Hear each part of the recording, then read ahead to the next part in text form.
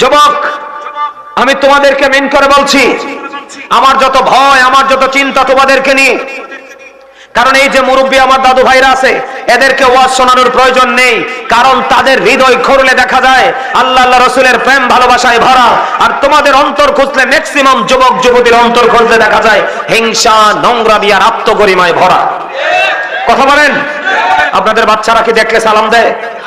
এখনকার বাচ্চারা কি কমু, দোষের তো শেষ নাই। মাহফিলে কয়টা যুবক আসছে? আজকে যদি এখানে ব্যান্ড পার্টি হতো, দেখতেন আপনারা মুরব্বীরা আসার চান্স পাইতেন না। এত সুন্দর পরিষ্কার বা বাগানও করা লাগতো না, এমনি দাঁড়াইয়ে থাকতো।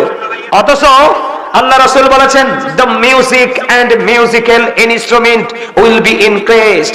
রাসূল বলেছেন, গান বাদ্যযন্ত্র বেড়ে যাওয়া এটা কিয়ামতের আলামত। কিয়ামতের পূর্বক্ষণে পৃথিবীতে গান বাদ্যযন্ত্র বেড়ে যাবে। জোরে কোন নাউজুবিল্লাহ। এগুলো কি পশ্চিমা সংস্কৃতি না? আমার কথা কয় না কেন? ইহুদিদের সংস্কৃতি না?